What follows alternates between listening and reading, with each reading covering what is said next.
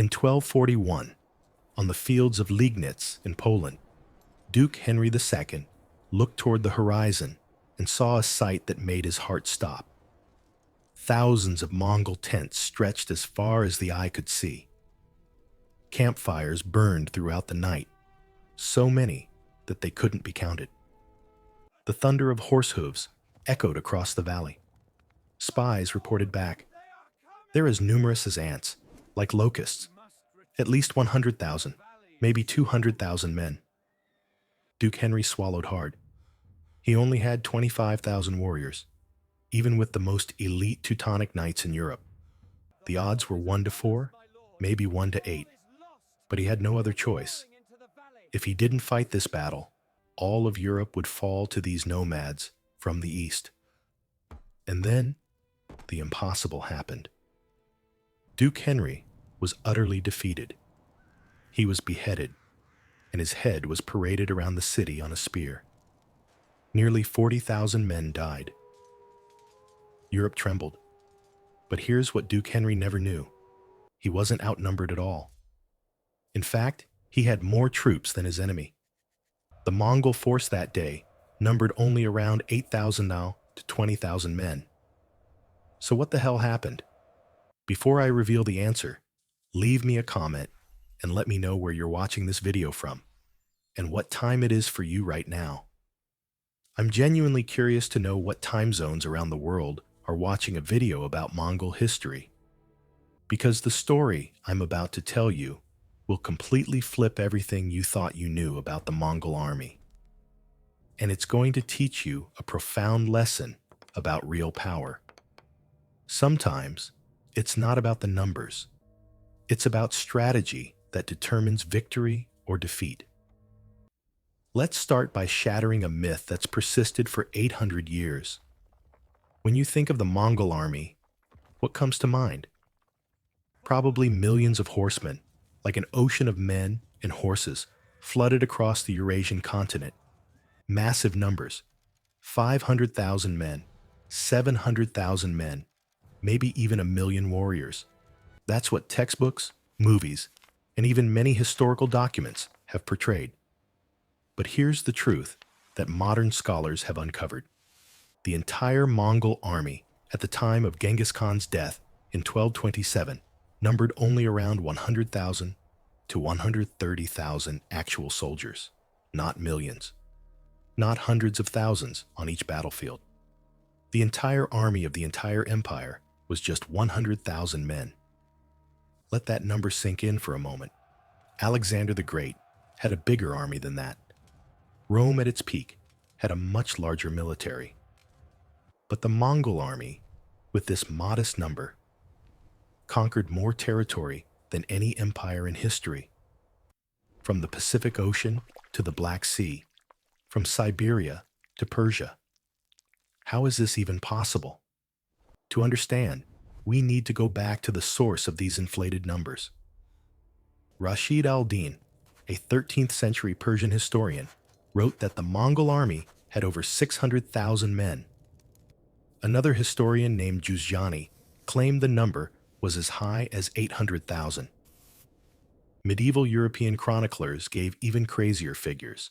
Some documents speak of Mongol armies in Hungary numbering 500,000 men. But modern researchers, when cross-referencing with the most reliable source, The Secret History of the Mongols, a Mongolian text written right after Genghis Khan's death, discovered the truth. The core of Genghis Khan's army initially consisted of only 23,000 cavalry. That's right, 23,000. That's the number he started with when he began conquering the world.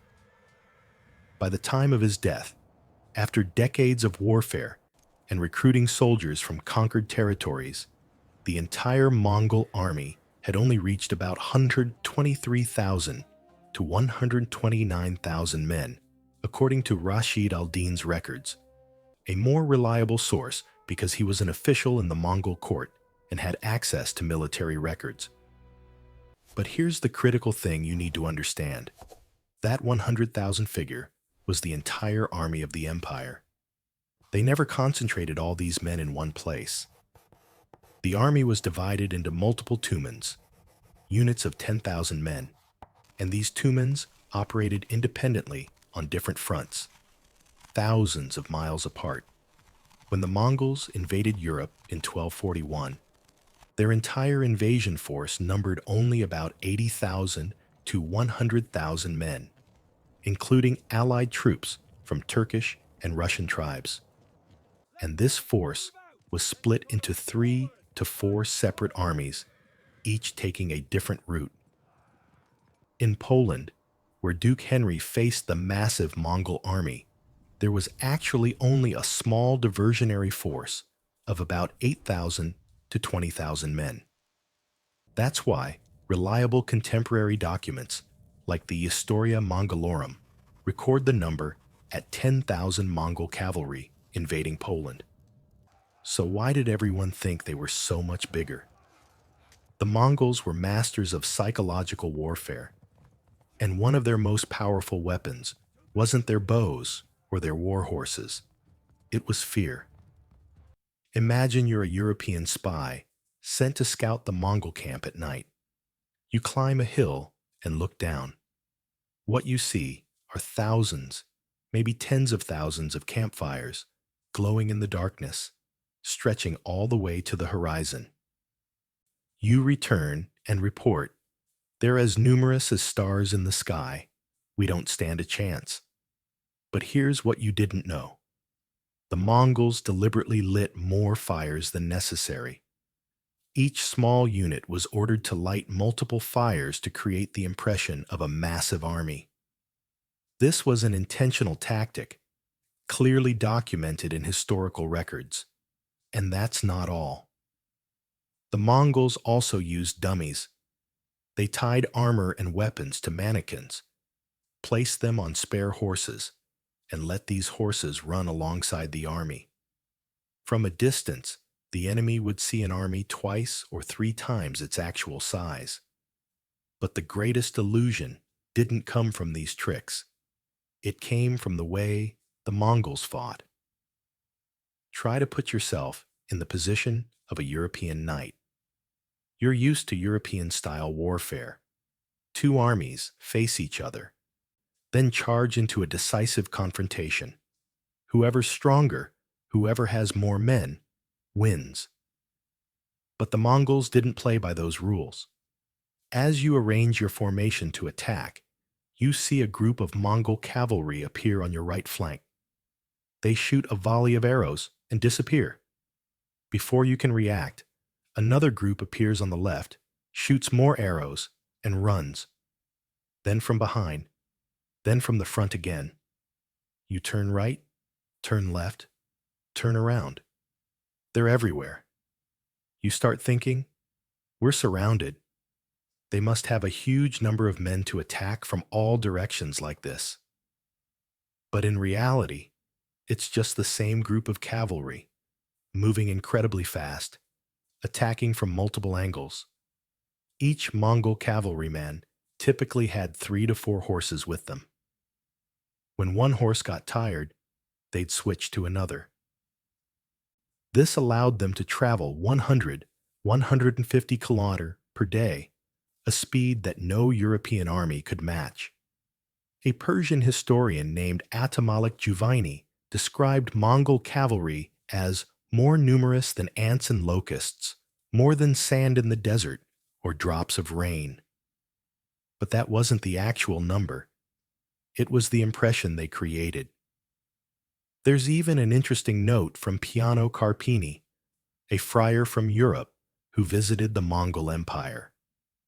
He wrote that the Mongols' encircling maneuvers often made opponents believe they were far more numerous than they actually were. And here's something counterintuitive.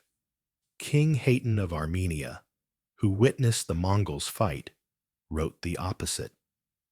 He said that because Mongol formations were so tight and orderly, their actual numbers were often underestimated, not overestimated. These two contradictory observations tell us something. Nobody really knew exactly how many Mongols there were, and that's exactly what the Mongols wanted. Uncertainty creates fear. Fear creates mistakes, and mistakes lead to defeat. Now for the most shocking part. In most major battles, the Mongols were actually outnumbered, not outnumbering their enemies. Unbiased researchers have carefully analyzed the major Mongol battles in Europe and concluded that in most engagements, they were significantly outnumbered. Let's look at three major battles. The Battle of Liegnitz, 1241. Duke Henry II of Poland assembled a formidable army, 25,000 on to 30,000 warriors. This included Teutonic Knights, Templars, and Hospitallers, the most elite warriors in Europe. They wore heavy armor, were professionally trained, and had high morale. Facing them was a Mongol diversionary force commanded by Kadan and Baidar. The most reliable estimates place this force at only $8,000 to 20,000 cavalry. A contemporary document, the Historia Mongolorum, records the number at 10,000 men. The ratio? At least 3 European warriors for every Mongol cavalryman, maybe 1 against 3. But the result? Complete disaster for Europe. Nearly 40,000 dead, including over 500 Templar knights. Duke Henry was beheaded. The Battle of Mohi, 1241, just 2 days after Liegnitz. This was the decisive battle in Hungary. King Bela IV assembled one of the largest armies Europe had ever seen, 100,000 warriors. That's right, 100,000 men. Hungary at that time was renowned for having the best cavalry in Europe. Facing them was the main Mongol army commanded by Batu Khan and Subutai. According to reliable estimates, the Mongol force numbered about 80,000 men, and of these, only a portion were actual Mongols. The rest were allied troops from conquered territories. The Hungarians outnumbered them by at least 20%. They were fighting on home ground. They had the terrain advantage. They had supply lines. But the result? A disaster even worse than Liegnitz. An estimated 60,000 Hungarians died. The Mongols collected 9 sacks of severed ears, their custom for counting the dead. The Battle of the Kalka River, 1223. This was the first time the Mongols fought on European soil. An alliance of Russian principalities and Cumans assembled a massive army to stop the Mongol advance. Estimates suggest they had about 80,000 to 100,000 warriors. Subutai and Jebi, 2 Mongol generals, had only a small reconnaissance force, estimated at $20,000 to 30,000 men. They were outnumbered by at least 3 to 1. But the Mongols executed one of the most classic tactics in military history. They pretended to panic and flee. The Rus-Kuman army, thinking they'd won, pursued them for 9 days straight. By the time they reached the Kalka River, they were exhausted, hungry, and their formation had fallen apart. The entire Mongol army was waiting there and crushed them. Do you see the pattern? In every major battle, the Mongols were outnumbered. But they still won. Won decisively. Won so devastatingly that it shook all of Europe. So the real question isn't how big was the Mongol army, but rather, how could they win while being outnumbered? And that's where the story gets really fascinating. If it wasn't numbers, then what made the Mongol army so powerful? The answer lies in the perfect combination of 5 factors: organization, training, technology, tactics, and most importantly, adaptability. Organization, the decimal system. Genghis Khan created a revolution in military organization. He completely broke down the old tribal system and built an entirely new structure based on the decimal system. The smallest unit, called an arban, had 10 men. 10 arbans made a jagun, 100 men. 10 Jaguns made a Mingan, 1,000 men, and 10 Mingans made a Tumen, 10,000 men. Sounds simple? That's exactly its strength. This system was incredibly flexible. A Tumen could operate independently or coordinate with other Tumens. A Jagun could split off for a separate mission and then rejoin without wasting time reorganizing. And here's what's crucial. Genghis Khan broke down tribal boundaries. He mixed people from different tribes into the same units. Their loyalty was no longer to tribal chiefs, but to their unit, their commander, and ultimately to the Khan. Training from childhood. A Mongol child started learning to ride horses at age 3. Initially, they were tied tightly to the saddle so they wouldn't fall. By age 5 to 6, they could ride skillfully. By 7-8, they started learning archery. By the time they reached 14, the age of conscription, a young Mongol man had over 10 years of experience riding and shooting. They could shoot accurately while galloping. They could shoot backwards while running. They could change horses without stopping. Compare that to a European knight. A knight might be very well trained in close combat, but they learned horseback riding later and rarely learned mounted archery. Moreover, they wore 30-40 kilos of heavy armor, limiting their mobility. A Mongol cavalryman wore only leather or light armor, weighing about 10 kilo. They were light, agile, and free. Technology, the composite bow. The Mongols' primary weapon wasn't the sword or spear, it was the composite bow. This bow was made from 3 layers of materials: horn on the inner face, resisting compression, wood in the middle, and sinew on the outer face, resisting tension. This construction created an incredibly powerful force in a compact size, perfect for use on horseback. A Mongol bow could shoot up to 250 meters. Within 150 meters, they could aim with precision. And here's the scary part.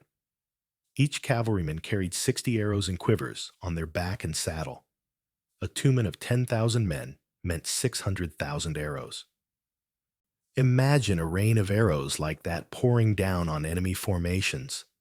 Tactics, the art of feigned retreat.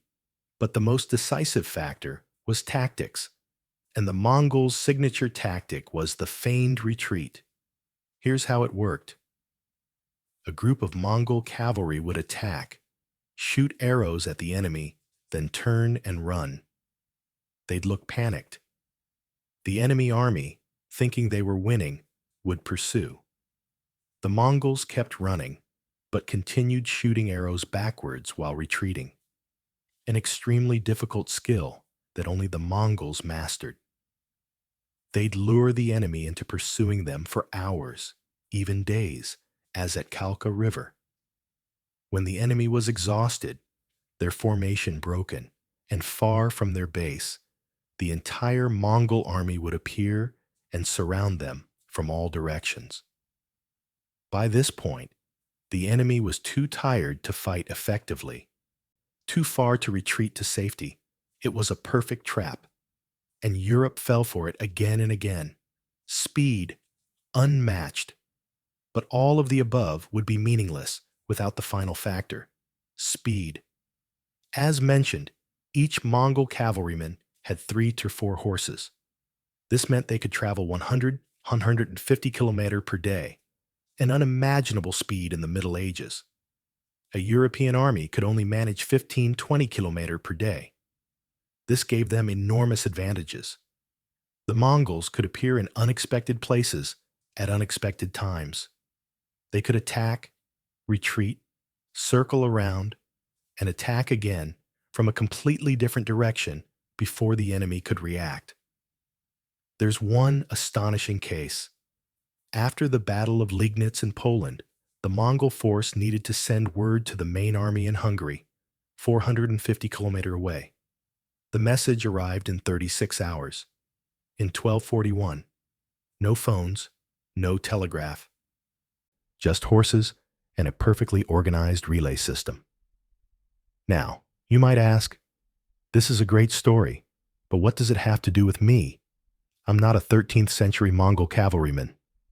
But that's exactly the point. The story of the Mongol army isn't just about the past.